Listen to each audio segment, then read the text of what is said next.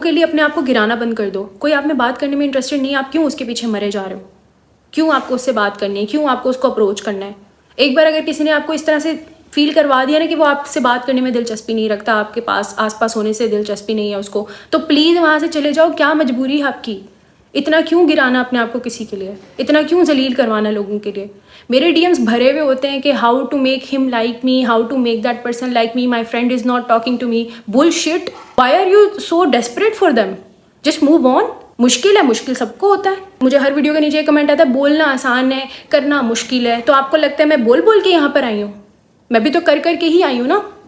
मैंने भी किया है, बहुत सारे लोग करते हैं। इसी तरह लोग मेंटली स्ट्रांग होते हैं। खुदा के लिए अपने अंदर थोड़ी सी इज्जत नफ्स पैदा करो, थोड़ी सी अपनी इज्जत करना सीखो। यूं पाँव में ना रोंदो लोगों के पीछे।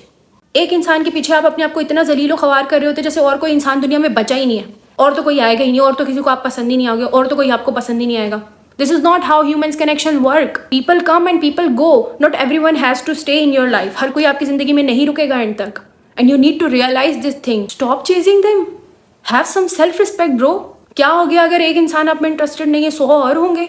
ऐसे नहीं होंगे। पहले आपको अपने ऊपर काम करना पड़ेगा। ऐसे भी कोई आपको आके एकदम से पसंद नहीं करने लग जाएगा। आपको खुद पे काम करना पड़ता है। बजाय ये कोशिश करने की कि मैं कुछ ना कुछ कर दूं जिससे वो इंसान मुझे पसंद करने लग जाए, वो मुझे अटेंशन देने लग जाए, वो मुझे वैलिडेशन देने लग जाए, बजाय इसके अपने ऊपर काम करो। अपने आप को किसी काबिल बनाओ, अपने करियर पे काम करो, अपनी बॉडी पे काम करो, अपनी स्पिरिचुअलिटी पे काम करो, अपने ऊपर एनर्जेटिकली काम करो, अपने माइंडसेट पे काम करो, अपने आप को साइकोलॉजिकली मजबूत बनाओ।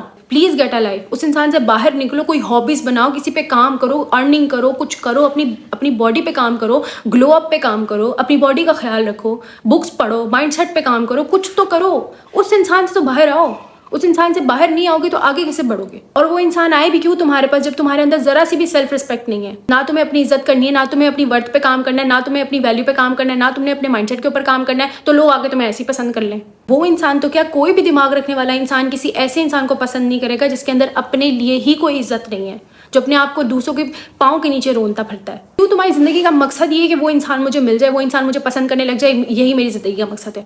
खुदा के वास्ते इन नॉवेल्स और इन शायरियों से बाहर आओ, जो वन साइडेड लव और इन सब चीज़ों से बाहर आओ। जिंदगी बहुत खूबसूरत है, जिंदगी में बहुत सारी चीज़ें हैं। खुदा ने तुम्हें जिंदगी इसलिए नहीं दी थी कि किसी एक इंसान के पीछे रो रो के पागल कर दो, अपने आप को ज़ाया कर दो इस जिंदगी को। तुम लिटरली एक मोज़ा हो कि तुम दुनिया में एक इंसान हो। तुम्हारी नज़र में ये कदर है कि अल्लाह ताला ने तुम्हारी सोल क्रिएट की, तुम्हारी बॉडी क्रिएट की, तुम्हें शेप दिया, तुम पे काम किया और तुमने ये हरकत की है।